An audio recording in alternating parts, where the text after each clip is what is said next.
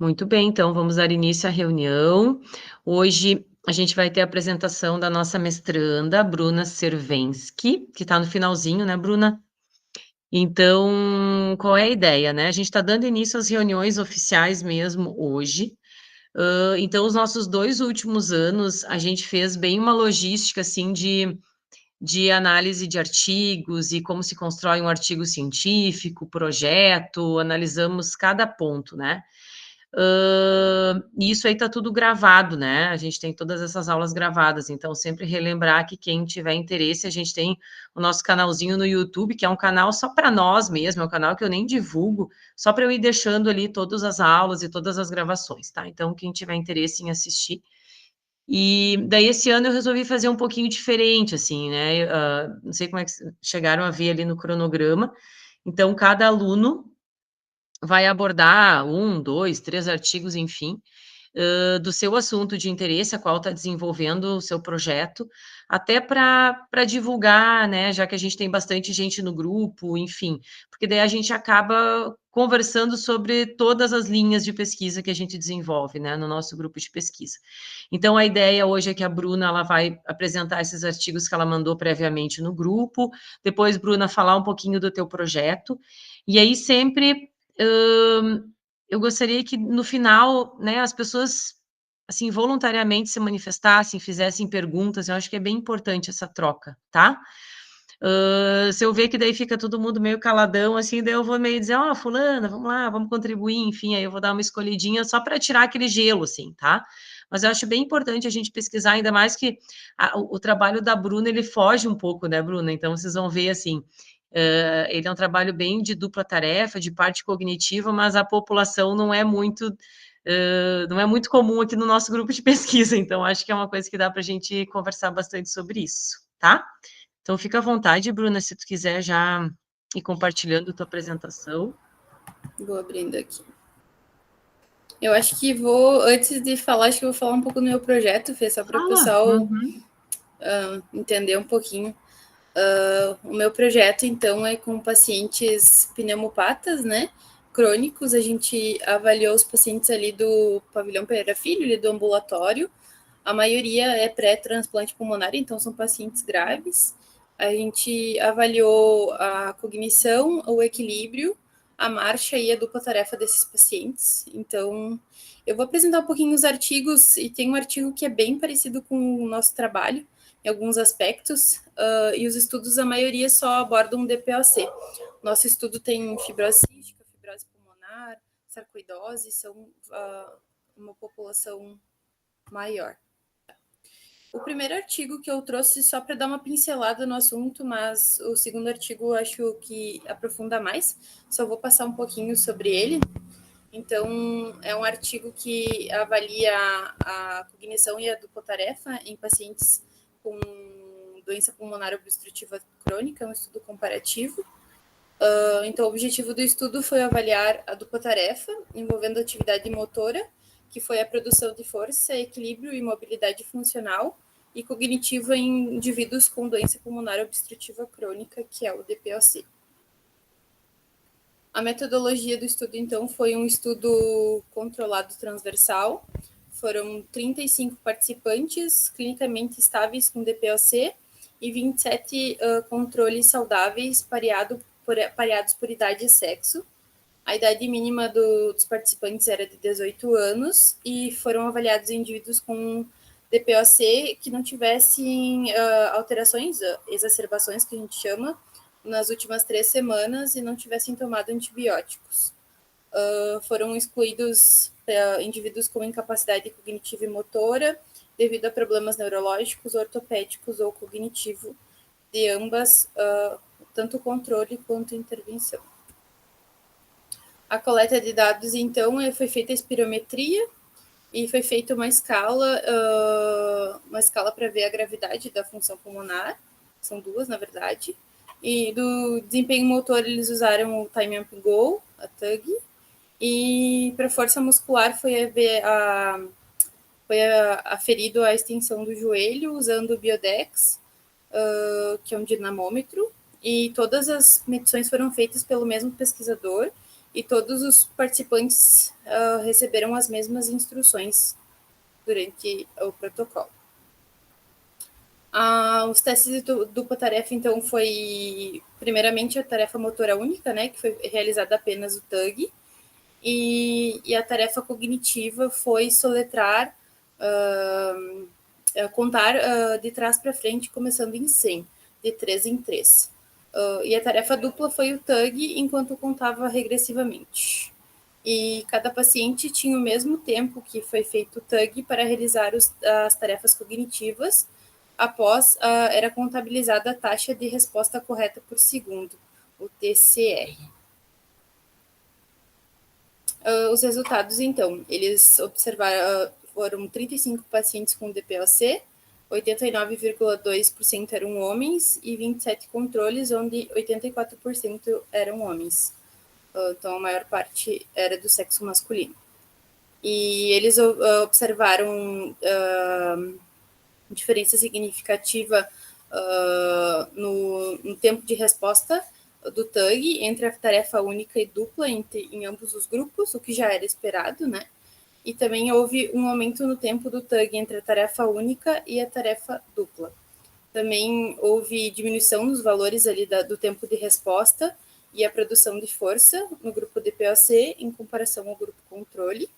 E não houve diferença significativa entre os grupos em relação ao tempo do TUG e o tempo de resposta correto. Então, a conclusão do estudo foi que a produção de força, juntamente com a tarefa cognitiva, foi semelhante em ambos os grupos, porém, eles ratificaram já, né, que a função cognitiva foi pior em indivíduos com DPOC. Eu só trouxe esse artigo para incluir o assunto, mas eu vou aprofundar mais no próximo artigo. Esse artigo, ele observa... Oi? Bruna, peraí só um pouquinho. Sabe o que eu acho que é importante você falar para eles? Uma parte introdutória, assim, sabe? Não sei se tu vai abordar aqui agora, que esses pacientes com pneumopatas têm uma alteração, quais são os principais sintomas que essas pessoas apresentam, quais são as principais alterações de marcha que essas pessoas apresentam, até para dar uma introduzida para eles o porquê que a gente está estudando isso, tá? Então, não sei se tu vai fazer isso agora, se tu vai fazer isso depois, é importante. E uma outra coisa, assim, ó, só para chamar a atenção de vocês já, fica a dica para todo mundo. Tragam as tabelas aqui no PowerPoint para a gente discutir as tabelas, tá? Tá. Porque assim, ó, para quem não, enfim, não leu o artigo, não se aprofundou, fica difícil de entender as coisas. Eu acho que agora é o momento da gente discutir, falar sobre as tabelas. O pessoal entendeu a tabela, não entendeu? Então, assim, não sei se esse artigo agora que tu vai entrar, tu trouxe as tabelas, enfim, para a gente conversar um pouco. Não? Não, eu achei que ia ser que eu achei que não precisava aprofundar tanto. Tá, então faz assim, ó. Sem estresse. Abre o artigo, tu tem ele aí no teu computador?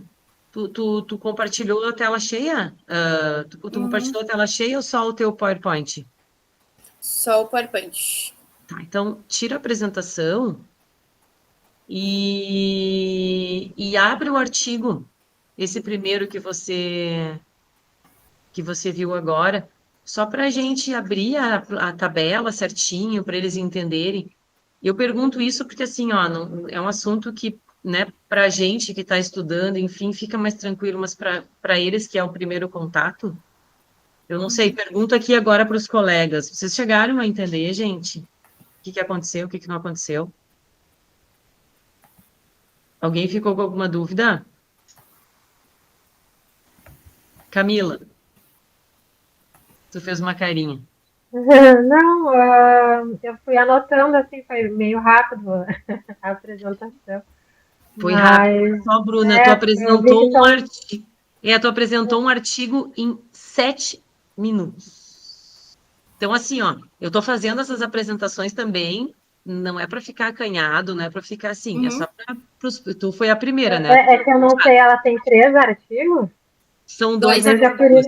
Tá. Eu pensei que ela deve estar tendo que apresentar rápido, porque são 3. Não, mas mesmo assim, a gente tem 1 hora, né, gente, de reunião, assim. Não dá para Dá para destrinchar bem o artigo, dá para mostrar bem a tabela 1 de caracterização da amostra, dá para mostrar bem os principais resultados, porque a gente está estudando sobre o assunto, mas também o objetivo é a gente conversar sobre as tabelas, é a gente criticar o artigo, é a gente, esse artigo não trouxe isso, trouxe aquilo, é para a gente fazer uma discussão também em cima disso, tá? Até para vocês, quando vocês forem escrever os artigos de vocês, né? Não cometerem os mesmos erros, ou até ficar mais fácil, tá? Então, Bruna, tira aí a apresentação e traz o artigo. Tu tem, com certeza, ele baixado aí? Uhum. Só baixar. É que eu vou ser bem sincera, eu fiquei em dúvida no que eu traria, se eu fosse mais objetiva, eu ia aprofundar mais, mas como eu era a primeira, eu fiquei bem em dúvida no que fazer. Não tem problema. Isso aqui justamente para isso, tá? Eu chamo atenção, mas é para os próximos que virem na sequência já entenderem como é que é a lógica. Eu sei que eu passei as orientações todas ali pelo grupo, enfim, né? Mas não tem problema. A gente vai fazendo isso aqui agora juntos, tá? Porque, assim, é bastante esperado, né? E já está bem estudado que a dupla tarefa, ela nem sei se seria interessante a gente falar assim que ela prejudica uma tarefa simples, não é nesse sentido, mas é que às vezes ela altera, né, os valores quando tu for comparar uma tarefa simples, quando tu inclui uma tarefa dupla, seja ela uma outra tarefa cognitiva ou uma outra tarefa motora, o esperado é que os valores se alterem, né? Então, isso a gente já sabe quando a gente está fazendo no dia a dia.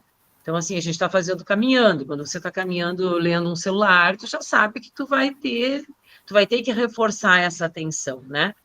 Então, geralmente, quando a gente faz os trabalhos de dupla tarefa, a gente já espera isso, né? Que esses valores se alterem da tarefa simples, né? O que é o mais legal hoje que o pessoal está estudando bastante, assim?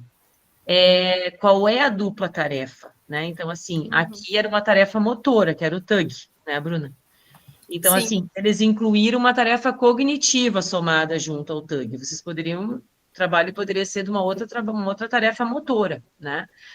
Então, assim, que tipo de tarefa hoje em dia, porque todo mundo já sabe que a dupla tarefa, vamos dizer assim, prejudica uma tarefa simples, mas quais os tipos de tarefa que prejudicam mais ou que prejudicam menos? Então, tem muitas duplas tarefas hoje que eles estão tentando jogar muito para as atividades de vida diária, né? Que é o que a gente fez no trabalho da Bruna. A gente fez leitura no celular, né? Então, caminhando e lendo no celular, que é uma coisa que a gente faz, que a gente vê todo mundo aí na rua fazendo. E então, assim, esse é o legal, assim, é saber, essa tarefa foi uma tarefa de subtração, tem outras tarefas que são tarefas de atenção, tem outras tarefas que são muito mais de função executiva. Então, essa discussão também, Bruna, que eu falo para tu fazer agora na tua dissertação, ela é bem importante também, tá? Que tipo de dupla tarefa que temos, né? Sim.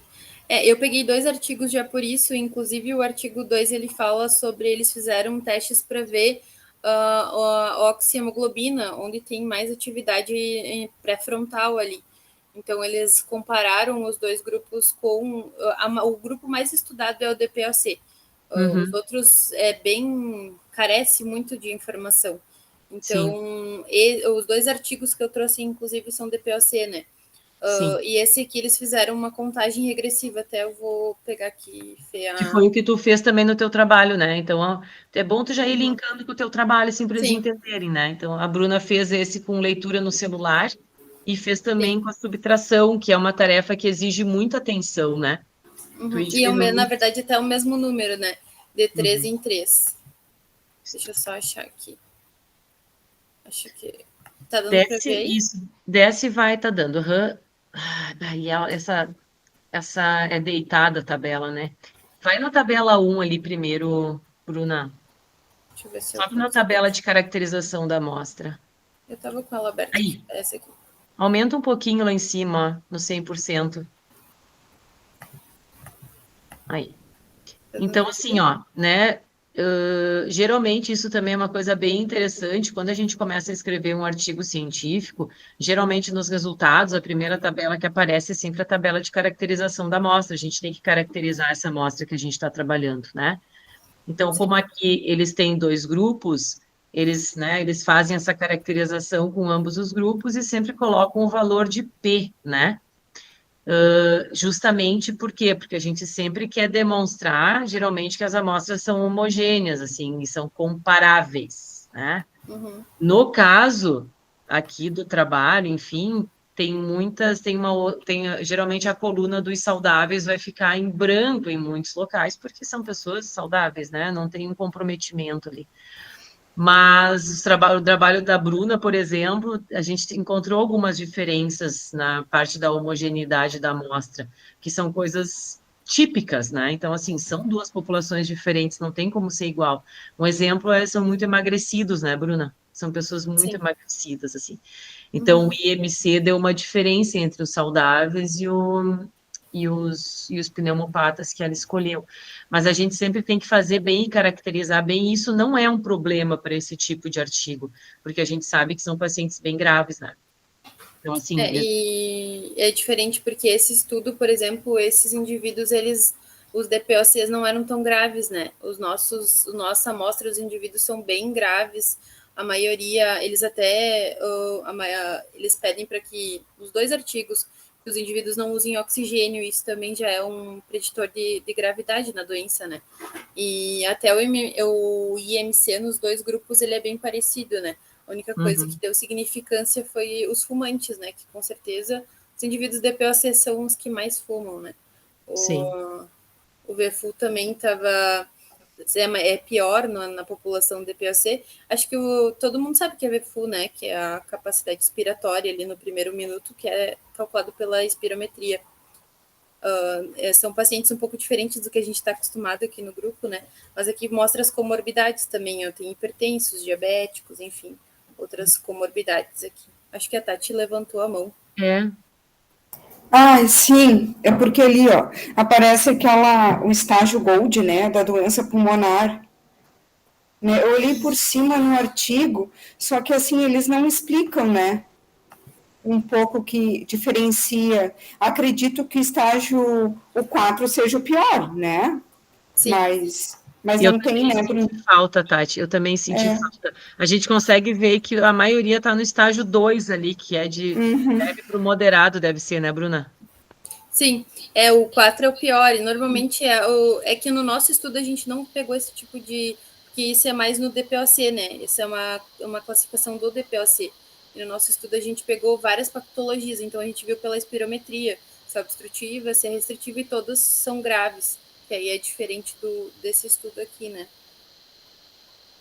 Muito bem. Desce agora lá para a tabela 2, só para eu mostrar para eles. E aí eu acho que se tu puder virar a página, vamos ver ali em Será que cima eu ali no... consigo? Vai lá. Aí, Acho que deu. isto. Ai. Então, assim, essa é a principal tabela do artigo, né? Porque daí depois ele traz os dados todos em gráficozinhos também repetindo, né? Ele acaba repetindo até para encher um pouco mais de conteúdo, eu acho, mas o grande resultado está aqui nessa tabela 2 aqui. Então, ó, o N de 35, saudáveis N de 27. O teu trabalho tem isso aqui, mais ou menos, né, Bruna? 30 e poucos, Bem né? parecido. Bem parecido, 30 e poucos em cada grupo. Então, é um trabalho bem grande da Bruna, né? Porque para coletar, e ela não coletou só marcha, né? Ela coletou equilíbrio, então foi um outro desafio, assim.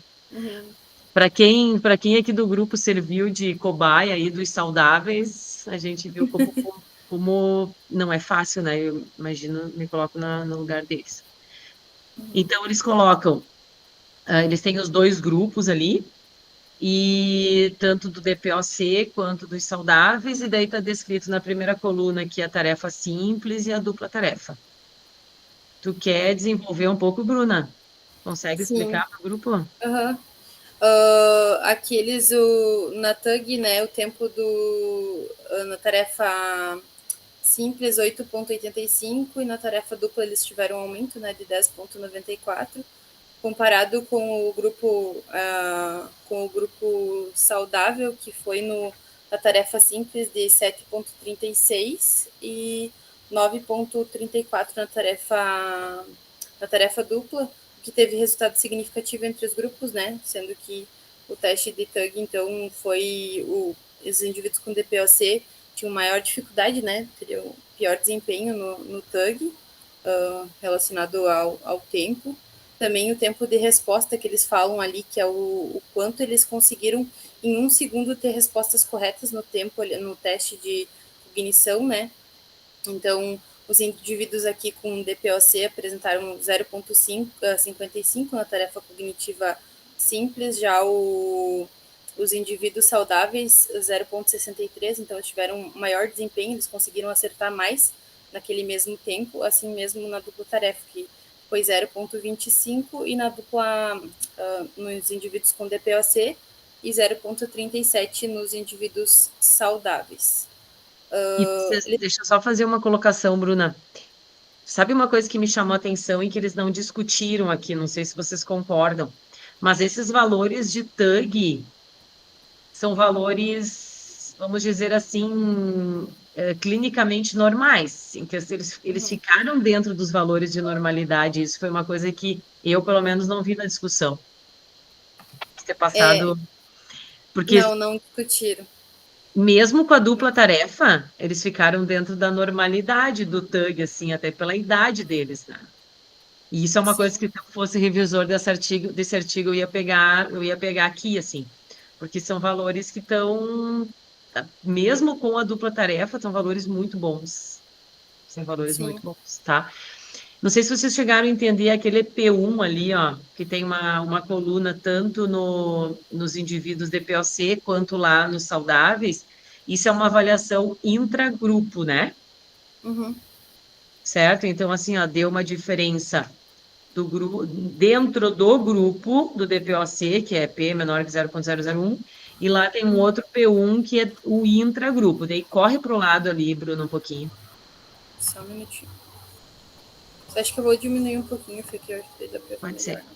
Isto, olha, ó. Aí agora ali, ó, o P2 já é uma análise intergrupo. Aí aqui agora eles estão comparando os dois grupos. Então o P2 é comparando ambos os grupos e o P1 é quando a gente compara dentro do próprio grupo, né? Que é o pré em relação ao pós, tá?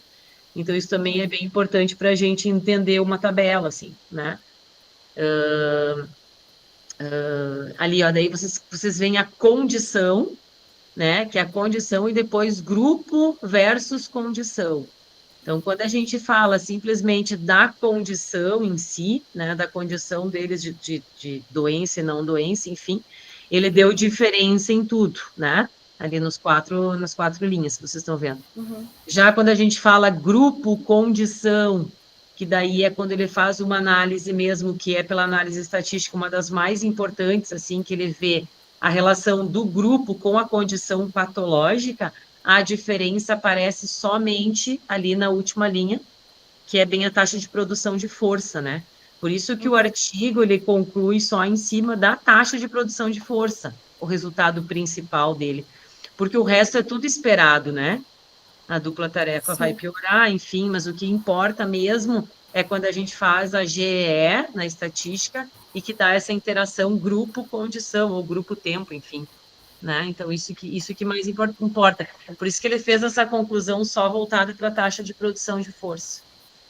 E na verdade, eles até não tá muito escrito isso na metodologia, mas depois dá para entender que eles fizeram a dupla tarefa também na produção de força.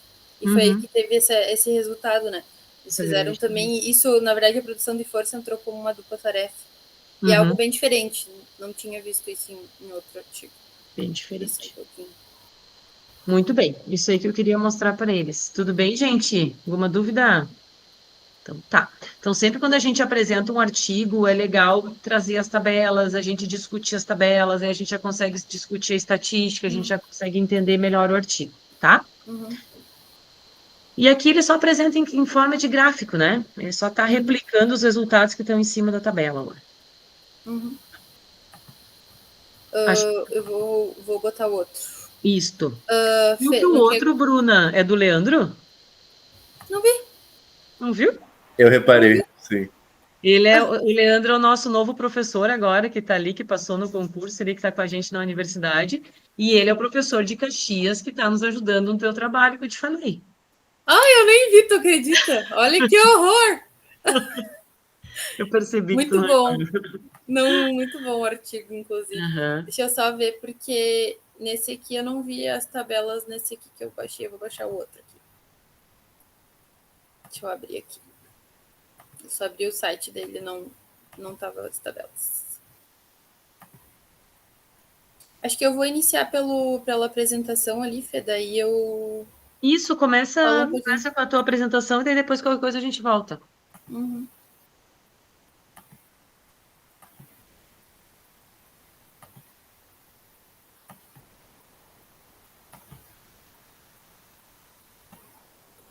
Então, esse artigo, o título é Alterações na concentração de oxihemoglobina no córtex pré-frontal durante tarefas duplas cognitivo-motoras em pessoas com doença pulmonar obstrutiva crônica. E o objetivo dele, então, esse artigo me cativou bastante, porque ele é diferente de tudo, né? Eles usaram um software ali para ver a oxigenação nas regiões, e eles observaram a comparação da interferência da dupla tarefa e a oxigenação do córtex pré-frontal dorso-lateral, ou PFC, que está relacionado à atividade neural ali, através da hemoglobina oxigenada em pacientes com DPOC e indivíduos saudáveis da mesma idade. Ele foi também um estudo controlado, transversal, e foram recrutados idosos saudáveis e pacientes com DPOC, e o critério de inclusão foi ambos os sexos com idade superior a 55 anos. Foram excluídos, então, indivíduos que tiveram exacerbação da doença, assim como no outro artigo, nos últimos 3 meses, fumantes, cardiopatas, com doenças neurológicas e musculoesqueléticas que afetassem a deambulação, a capacidade de ficar em apoio unipodal. Esse artigo também comparou isso ao apoio unipodal, que fizeram o uso de corticoides orais nos últimos 3 meses, e pacientes com DPOC que precisassem usar oxigênio para realizar os testes. Isso que eu comentei antes do meu trabalho, que todo o nosso N pneumopata usava oxigênio, então o nível de gravidade era muito maior no nosso grupo. E também eles excluíram pessoas que tivessem comprometimento cognitivo ou falta de fluência em inglês para responder o TCLE. Aí o protocolo do estudo foi que todos os participantes responderam o questionário do American College of Sports Medicine para determinar se poderiam realizar exercícios com segurança, e todos fizeram testes com um espirômetro, né, para ver a função pulmonar. No outro artigo, eles só tinham feito a espirometria nos indivíduos pneumopatas. Eu achei que aqui eles fizeram nos 2 grupos. Eles usaram alguns questionários e alguns testes, o teste de SPAN de dígitos, que é um teste para avaliar a função cognitiva, principalmente a cognição de curto prazo. Eles usaram a MOCA, que foi o mesmo que também a gente usou no nosso artigo.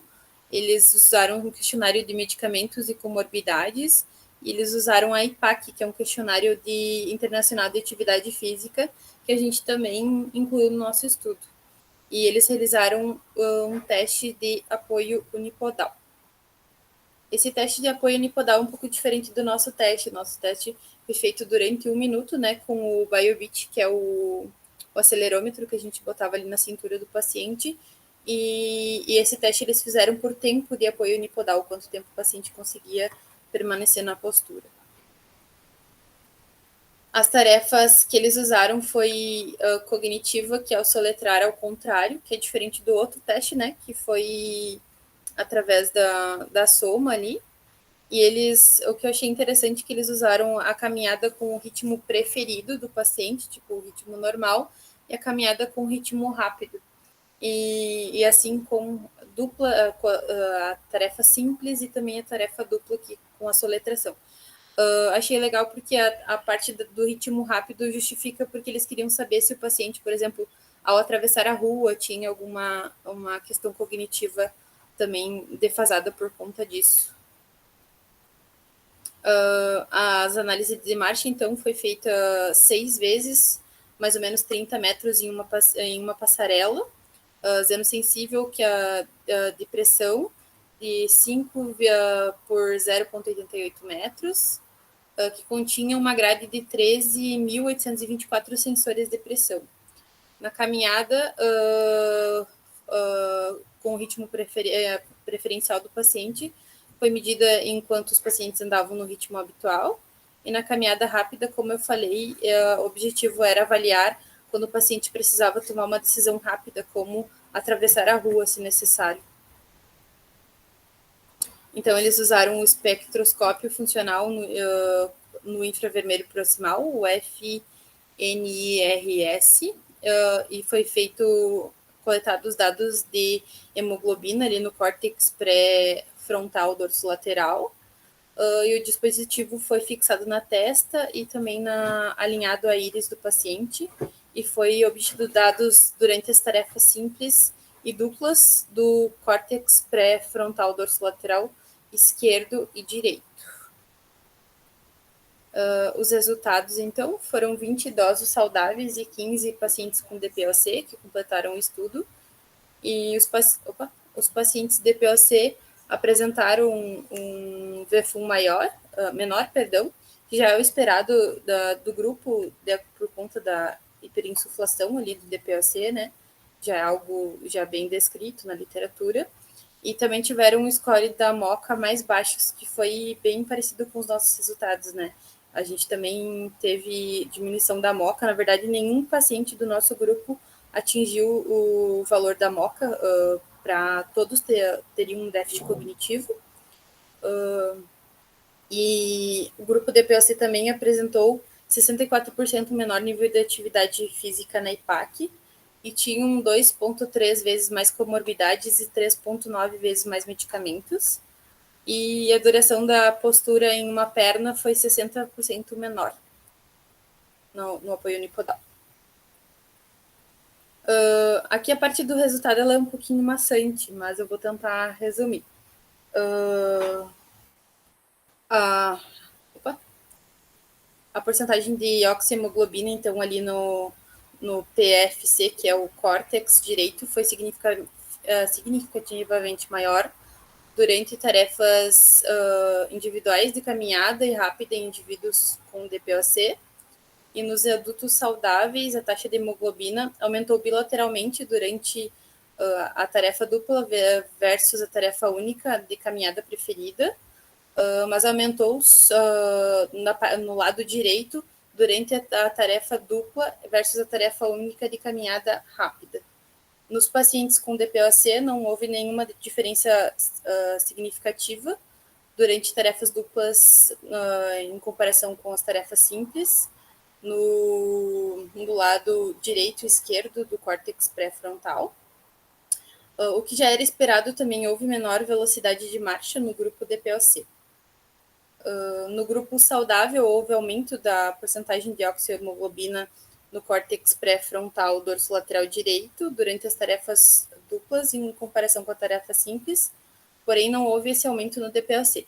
Na discussão, eles chegam à conclusão que os indivíduos com DPOC eles precisam de mais oxigênio para conseguir fazer as outras tarefas, então acaba diminuindo essa oxigenação na parte da pré-frontal por conta da seletividade. Então, eles têm que seletivar, ou eles conseguem oxigênio ali para as funções motoras do que cognitivas.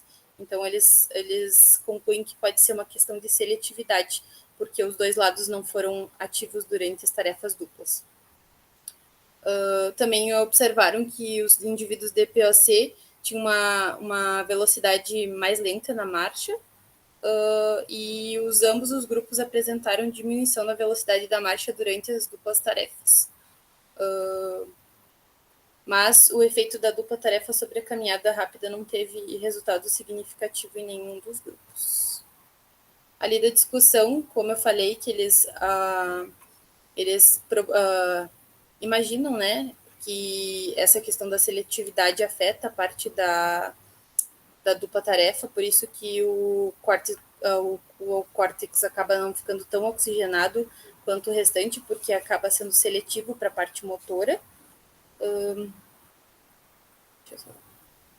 E eles também concluem que a atividade neural no córtex frontal, córtex pré-frontal, dorsolateral esquerdo e direito é observada durante tarefas que envolvem várias funções cognitivas, por exemplo, atenção, memória de trabalho. Portanto, o que justifica a ativação no grupo saudável durante as tarefas duplas.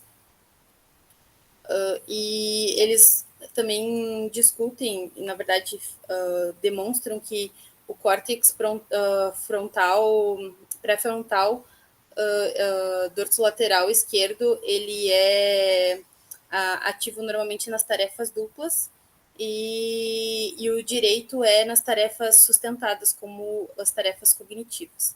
Eles também mencionaram um estudo que observou o aumento da oxihemoglobina bilateral, quanto direita quanto esquerda, durante a caminhada, com um ritmo preferencial durante tarefas duplas versus a tarefa única, o que justifica a divisão de tarefas para manter o equilíbrio na marcha, enquanto o indivíduo desempenha tarefas cognitivas.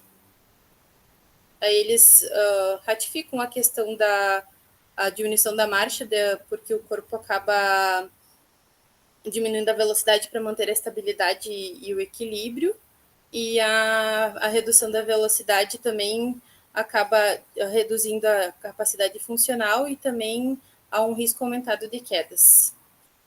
E aí, como há a priorização de uma das tarefas, a outra acaba sendo afetada, cognitiva ou motoramente, de acordo com a tarefa realizada.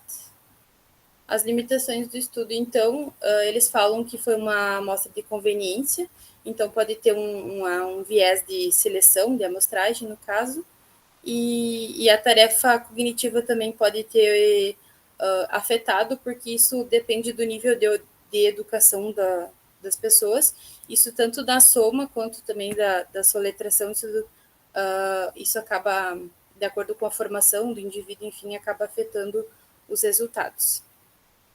E outra coisa que eles falam também nesse estudo é que esse dispositivo ele fala sobre a concentração relativa de oxihemoglobina, não na concentração total. Aí, por exemplo, os níveis basais podem ser afetados e também a saturação do indivíduo. Como esses indivíduos têm diminuição da saturação, isso pode ter afetado os resultados do estudo. Deixa eu ver se eu vou abrir aqui o artigo. Não, e é um assunto, é bem interessante esse artigo, porque ele tenta explicar o possível mecanismo, né? Porque a maioria dos estudos, a maioria deles, demonstra que tem déficit na dupla tarefa, que tem, né? Então a maioria sempre bate na mesma tecla. Mas poucos são os estudos que tentam investigar o mecanismo pelo qual isso está acontecendo, né? E aí, esse estudo ele tende a trazer essa discussão, assim, dessa parte mais voltada à hemoglobina, né? Então é bem interessante, mas o N também não é muito grande, né? É um N baixo, né? Um N de 15 participantes só. Então isso é um trabalho meio piloto, assim, que eles fizeram lá em Toronto, e é uma linha que eles estão seguindo, né? Para tentar comprovar, assim, que pode estar relacionado com esse tipo de mecanismo. E o que eu achei interessante ali, um dos resultados que mais me chamou a atenção, acho que era muita coisa, eu acho que falei um pouco rápido, não deu, vou tentar resumir, é que eles, de tudo, um dos resultados mais, assim, intrigantes para eles é porque que não houve ativação do córtex pré-frontal ali durante as duplas tarefas nos indivíduos de POC. E aí a justificativa deles é que, como tem várias tarefas envolvidas, né, como a marcha, enfim, que o cérebro acaba seletivando, então ele acaba mandando esse oxigênio, essa demanda para a parte da periferia, para a questão da caminhada, para evitar queda, então é uma coisa de seletividade mesmo, porque nas outras partes ali, deixa eu só achar aqui, Ele prioriza, né? Ele tem que priorizar certas atividades, né? E geralmente a motora é a que o corpo seleciona como uma das primeiras, né? Até porque o paciente, o indivíduo precisa se manter em pé, precisa ficar mantendo aquela tarefa, então aí a cognitiva é que sempre acaba perdendo, né? E o lado direito e o lado esquerdo, eles mostram ali que relacionado a o direito à tarefa cognitiva e ao lado esquerdo com a tarefa motora. Por isso que tem diferença. Então, de acordo com a demanda, o cérebro acaba selecionando qual lado que vai, qual a tarefa que vai ser seletivada. Por isso que a dificuldade do DPOC, porque além da saturação periférica, até eles falam como limitante do estudo isso, né? Que eles não verificaram a saturação do paciente. E aí não tem um nível também basal, que é o inicial, de quanto teria de oxihemoglobina inicial, para que pudesse comparar o quanto aumentou, né? Qual a porcentagem. E eles falam isso como limitante do estudo também. Uhum. Muito bem. Aí eu fico muito nervosa, falo muito rápido, meu Deus. Eu fui a primeira ainda, Fernanda, meu Deus. Não é que os alunos que estão quase me deixando foram os primeiros que eu selecionei, entendeu? Como tu tá quase defendendo, aí eu falei, Quase não, morrendo. vou pegar essa galerinha que está quase defendendo, até para eles irem treinando a apresentação e tal, né? E foi por isso que eu acabei pegando. A Bruna da semana que vem também, ela está terminando o doutorado, enfim, então foram os primeiros que eu fui selecionando. Mas fica tranquila, Mas aqui para isso. aqui, até para comparar com o nosso estudo, né? A maioria das escalas foram as mesmas que a gente usou aqui. Dá para ver na tabela aqui. Que a gente usou também a IPAC, né? Aqui como resultado. Pois é, só que eu não entendi a maneira. Eles caracterizaram diferente, né? A IPAC, né? Porque Pois geralmente ela é caracterizada assim, sedentário, ativo. Como é que é? é irregularmente ativo A, B, sedentário, muito ativo ou ativo. É que eu acho que eles compararam tipo os grupos, sabe? Eu não sei como eles fizeram. Tá ali, ó, metros, deve ser metros. Deixa eu ver o que é aquele limite ali. Não, metabólico. Eles fizeram uma fórmula, ó. Entendi. Mas isso é uma coisa que também eles não explicaram direito, assim, né? Então, geralmente a gente caracteriza assim, quanto da amostra está ativo, quanto da amostra está mais sedentário, quanto da amostra é muito ativo, justamente para a gente identificar como é que está essa população. A Bruna vai mostrar, assim, pelo menos no trabalho dela, que até para a gente mostrar como eles são muito graves, né? Os teus demonstram ali certinho no IPEC como eles são mais Sim. comprometidos, enfim, eu acho que fica melhor. E a única coisa assim diferente é que eles fizeram outro teste cognitivo que é de resposta curta, né, imediata ali. Mas eles usaram também a MOCO, que demonstrou a mesma coisa que o nosso estudo, né, Fê? Que todos os pacientes têm comprometimento cognitivo. Isso já está bem, assim, como que eu posso explicar? Bem elucidado, né, bem comprovado na literatura. Mas esse estudo é bem parecido com o nosso, achei bem semelhante. Deu diferença até o MOCA ali, né, também. Sim, deu 26 nos indivíduos saudáveis e 24 nos DPOC. Muito bem. Gente, dúvidas? Falei muito rápido, vocês me perdoem. Não, Faz acho que muito não. tempo que eu não falava, Não, acho não que ficou bem. apresentava. Deu para entender, Bruna. Deu para entender. Agora vem as perguntas. Vamos lá, Daniel. Eu tenho uma dúvida com os resultados. Uhum. Eu achei eles bem confusos, assim, mas no artigo mesmo, porque eu li o Bem. artigo antes. Desce um pouco, Bruna, e tira o zoom dessa. Isso. E pode subir um pouco também para o início da página. Isso. Aí no início daquela mesma página mesmo embaixo. Aqui tem o gráfico. Aqui. Eles trouxeram o gráfico, mas eles não trouxeram esses valores em forma de tabela, né? Então, por exemplo, esse início desse segundo parágrafo aí, o efeito da simples e dupla tarefa, né, na velocidade preferida, teve diferença significativa, é que a gente está falando só do lado esquerdo, né, então é a partezinha B ali, a de baixo, nos indivíduos saudáveis. E teve uma diferença marginal, eles também usam esse conceito assim, de diferença marginal, no caminhar rápido entre tarefa simples e dupla nos pacientes com DPOC. Só que aí você vai ali nos pacientes com DPOC, do FPW mais BS, os pretinhos, E não tem o diferença, né? olhômetro não tem diferença, até porque eles falaram que é uma diferença marginal. Não tem a tabela para eu olhar, mas no olhômetro também não me parece que tem uma diferença marginal. Parece que tem uma diferença bem pequena, inclusive, assim.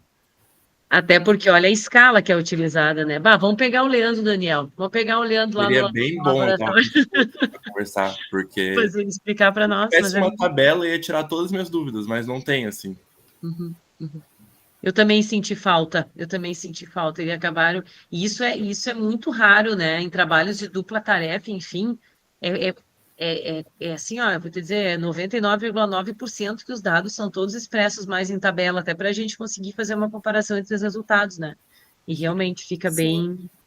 É porque, na verdade, assim, era muito resultado. Eu tentei resumir o máximo possível, mas teve muita coisa, assim, e aí realmente uma tabela facilitaria muito. Não, acho que inclusive é mais uma questão do artigo do que da tua apresentação por si só, porque eu já estava confuso antes de tu apresentar, assim. Sim. Ele é um artigo bem confuso mesmo. Eu também senti. De que ano que ele é esse artigo? Acho que ele publicou, né? Acho que é 2020, acho que está em cima. 2020. Acho que é 2020. Ele é bem confuso mesmo, também achei. Foi para eu conseguir assim pensar e coisa. Eu achei legal porque ele é diferente. Senão eu ia trazer sempre a mesma coisa, dupla tarefa, fazer marcha, enfim. Ele traz um possível mecanismo, né? Mas claro, tu tem que ter um N muito maior para tu conseguir concluir alguma coisa, né? Eu acho que, como eu falei no início, eu acho que é um N pequeno para a gente chegar e concluir alguma coisa. Mas eu acho que é uma linha a se seguir, né? Com certeza novos estudos estão vindo depois desse daqui, e o grupo lá vem estudando isso. Então, às vezes é aquele bem estudo piloto, aquilo que eles começam a estudar, dão uma publicada e agora eles vão aperfeiçoando, né? Sim. E ele até falou que eles só focaram na região ali pré-frontal, né? Eles até sugerem de fazer em todo, né? Cerebral, para ver os níveis e aonde está ativando. E até a parte motora, né? Seria muito legal se pudesse ver o quanto está seletivando, né? Que daí teria um resultado mais concreto do estudo. Bem. Tati. Oi, Bruna, eu assisti a Bruna apresentar o projeto dela e já tinha achado bem legal trazer para o grupo essa parte associando a parte respiratória. E a gente vê lá nos bebezinhos, que é a população que eu atendo, então eu atendo muitos bebês prematuros e a gente vê que os prematuros extremos, que acabam ficando muito tempo usando oxigênio em altas concentrações, que eles saem da UTI com broncodisplasia pulmonar, a gente vê que o movimento é diferente, porque eu sempre digo para os pais que se o bebê não respirar bem, ele não se movimenta bem.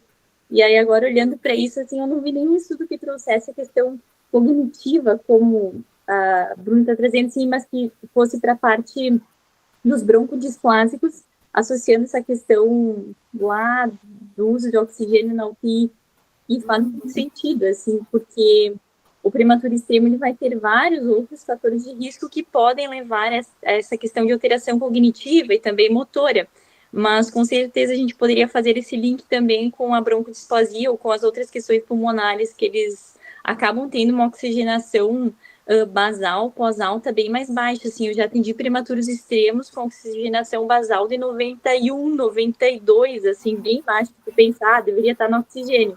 Mas para esse bebê ele demora, às vezes, um bom tempo para chegar numa oxigenação de base mais alta pela broncodisplasia pulmonar. Então, acho que a gente não tem ele, né, para fazer uma estratificação da amostra e pegar os extremos e olhar essa correlação com a questão cognitiva e motora, porque a gente tem uma amostra de 60 bebês, mas em 2 grupos diferentes um do outro. Então, mas achei o assunto bem interessante, assim, acho que teria campo para pesquisar isso também nos menores. Legal. E é o interessante, assim, se tu for analisar o nosso grupo, 90 é uma saturação, assim, ó, desejável, sabe? Eles saturam, às vezes, numa dupla tarefa, eles vão a 80 de saturação. Isso é bem... E a questão de fadiga também, né? E eu observava muito a seletividade, assim, a gente acho que olhar às vezes os dados não demonstram tanto quanto tu está Toda vendo. a prática, né? A gente vê isso bem na prática clínica, porque às vezes tu vai fazer uma transferência bem simples com o bebê prematuro ali pós-alta hospitalar e já modifica o padrão respiratório, porque mesmo indo bem gentil e devagar, é uma criança que não tem uma condição cardiopulmonar plena, assim, pós-alta. Então, às vezes, tu pega um bebê prematuro que ficou 4 meses internado, fazendo uso de oxigênio quase os 4 meses, assim. Então, você vai olhar um raio-x é bem alterado também. Não, e a gente pode ir mais longe, né? Toda essa parte de demência com os idosos, né? Essa relação direta com a hipoperfusão cerebral, que é algo tão discutível, e as pessoas sempre batem na mesma tecla, né?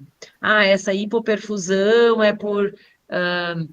sempre pensam não nessa parte respiratória, mas acabam, essa diminuição de fluxo sanguíneo, de oxigênio por entupimento de carótida, ou por vários AVCs transitórios, mas as pessoas não observam como os idosos não sabem respirar, né?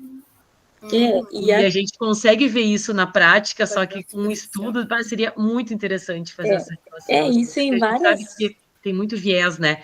Na clínica tu consegue observar isso, mas na pesquisa tu conseguir fazer essa correlação direta, assim, é bem complicado. Mas a gente consegue ver muito, assim, a gente que lida com muitos idosos e pessoas dementes, o quanto essa parte respiratória também é deficitária, né? E tá tudo interrelacionado, né? Eu observo assim no hospital, não, isso é prática, né? De observação mesmo. O paciente traqueostomizado. Se tu consegue ocluir e também decanular esse paciente, a parte motora evolui muito depois. Eu já tenho observado isso, né? Não vi se tem estudos, enfim, mas eu observo o paciente que consegue decanular a parte motora, assim, dá um boom. Em 1-2 semanas o paciente evolui muito motoramente. Então, por isso que eu trouxe esse artigo, que eu achei muito interessante da parte, assim, de cerebral mesmo, sabe? Porque a gente observa mais por testes, enfim, mas é uma coisa que dá pano para manga, né? Acho que daria para todos os públicos, né? Eu achei muito legal o estudo. Apesar dos resultados ficarem um pouco meio difíceis, assim, conflituosos, mas eu achei a proposta do trabalho muito legal. Acho que daria para fazer... Eu não sei como que é esse aparelho, Fê, eu nunca vi. Eu não conheço, Bruna, eu não conheço. É a universidade lá de Toronto, o Leandro fez o pós-doutorado dele lá, né? E aí ele fez essa parceria com esses professores, e eles têm lá. Aqui eu nunca vi esse aparelho, não sei se tem em algum local, mas eu realmente desconheço. Eu achei muito legal, porque assim, se fosse pegar no nosso trabalho, seria muito interessante, né? Interessante mesmo.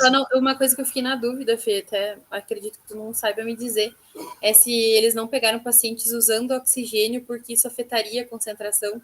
Entende o que eu quero dizer? Eu fiquei com essa dúvida, porque hiperoxigenaria, né? O que a Tati falou, né? Eu acho que não, tá? Senão acho que estaria descrito no artigo. Eu acho que não. Porque mas eles eliminaram esse paciente com oxigênio, né? Que é diferente dos nossos. Diferente, verdade. E outra coisa que eu acho que é uma coisa importante, que a gente até consiga perceber isso logo, que eles falam como limitante é o nível de escolaridade do paciente. Porque nas duplas tarefas isso influencia muito. Por isso que até mesmo a leitura do celular, um paciente que tem uma escolaridade mais baixa, tem muita dificuldade, né? Para conseguir ler, fazer, enfim. E até a subtração, né? Um contador, teve o pai da Bruna, que acho que é contador, daí foi... Só vai, né? Então, a Bruna, ela tá terminando o mestrado dela, né, Bruna? Vão sair 2 artigos desse trabalhão todo dela. E a gente vai voltar mais para a parte do equilíbrio, que surpreendentemente foram os melhores resultados, assim, do equilíbrio desses pacientes. E em relação à análise de marcha, daí vai ser um outro artigo, que também é uma outra abordagem, assim, que na marcha eles não ficaram tão ruins, né, Bruna? Que foi uma coisa, assim, que também nos surpreendeu em partes, né? Porque a Bruna sempre observou isso quando ela estava fazendo as coletas, e a gente vai tentar fazer uma justificativa toda voltada para a reabilitação deles, que a reabilitação toda é voltada para a marcha, né? Então, todo o treinamento que eles fazem, eles treinam muita marcha e treinam pouquíssimo equilíbrio. e foi no equilíbrio que o grande problema apareceu, assim. Então, acho que é um trabalho que vai servir bem legal para depois a gente apresentar ali na reabilitação e mostrar para eles, assim, né? Chamar atenção, assim, opa, existem outras coisas a serem trabalhadas, como, por exemplo, a dupla tarefa e a parte do equilíbrio. Porque na marcha eles estão muito bem, por mais que eles estavam bem comprometidos. Então, foram dados bem legais, né, Bruna? A gente ficou bem feliz, assim. É uma trabalheira. A Bruna avaliou muita gente, não é fácil, né, atender essas pessoas. E foram, acho que 70 ao total com os saudáveis. 70 pessoas. Mas deu resultados, assim, muito redondinhos. Eu fiquei bem feliz, elogiei ela bastante, porque não é fácil, né? Quem já lidou com o BioBeat, quem a gente sabe, assim, que às vezes eles nos deixam muito na mão. E o nosso medo era que depois, quando a gente realmente fosse olhar os dados, né, a gente tivesse alguns problemas, mas não, acho que ficaram lindos os resultados, assim. Então, a Bruna, a próxima vez que ela vier apresentar aqui, vai ser o trabalho, a dissertação dela, que vai dar 2 artigos muito bonitos. E aí é legal vocês assistirem ela de novo, assim, porque daí faz um fechamento do assunto, né? Então, fica a dica aí. Acho que vai ficar bem legal. Acho que eu não sei se todo mundo estava, né? Eles fazem um protocolo fechado ali na reabilitação. São pacientes, a maioria pré-transplante pulmonar ou pacientes graves, pneumo, e eles fazem, todos fazem o mesmo protocolo, ou é caminhada 20 minutos, 30 minutos de marcha na esteira, no caso, na treino de esteira, eles fazem exercício de resistidos, membros superiores e membros inferiores, e exercícios respiratórios, eles não fazem nenhum treino de equilíbrio ou dupla tarefa. E os pacientes que não conseguem fazer a esteira fazem a bicicleta, mas os que estavam fazendo bicicleta era por baixo peso, e são pessoas também que a gente não conseguiu avaliar, porque não conseguiram fechar o teste ali durante 1 minuto, né, o nosso teste. E a maioria dos hospitais tem os mesmos protocolos, né? Eu sei porque o Leandro, lá em Caxias, a gente fez um artigo com cardiopatas daí, e deu agora, Bruna, bem parecido, assim. Eles também fazem todo um protocolo de marcha, e na marcha eles estão legais. Então, a gente já está fazendo essa crítica, e o artigo já está no forno, assim, está pronto para ser aceito. Se aceitarem esse, o teu vai vir bem casadinho, assim. E aí eu acho que é bem legal a gente vir com não digo com uma crítica, mas apresentar isso na reabilitação e trazer como uma contribuição, né? Será que realmente não precisa incluir alguma coisa, enfim, para essa população, né? Bem legal, bem legal. Dá bastante trabalho, o BioBeat dá os perrengues deles, mas eu até agradeço muitos colegas aqui me ajudaram, a Tati, a Bruna, enfim, a Lorena, foram lá no final de semana me ajudar. Agora tá indo pro final, tudo. Último fôlego, né, Fê? Último fôlego. Ai. Tá arrastado esse fôlego, mas tá indo. Eu tô tentando. Tatiana Petenusa. Oi, Bruna, mas assim, o BioBeat, eu assim, tiro o chapéu, assim, eu acho super difícil para tu conseguir posicionar ele, e quando tu vai caminhar, quando eu participei, né, Bruna, modifica um pouco, aí tu tem que ajustar, é uma trabalheira. E tem que ter o feeling ali, né, para saber se tá certo. Tem tudo isso. Mas vale a pena, ficou bem redondinho os dados. Vai ser legal. E eu não sei, né? Eu não achei nenhum trabalho com pneumopatas com o BioBeat, vai ser algo bem novo, né? Então... E assim, muitos também, a gente fez uma avaliação de marcha bem detalhada, né? A Bruna pegou todos os dados do BioBeat, que é uma coisa que a maioria não expressa também. A maioria expressa velocidade, cadência. A maioria olha lá. Cadência então, é bem raro, mais velocidade. Né?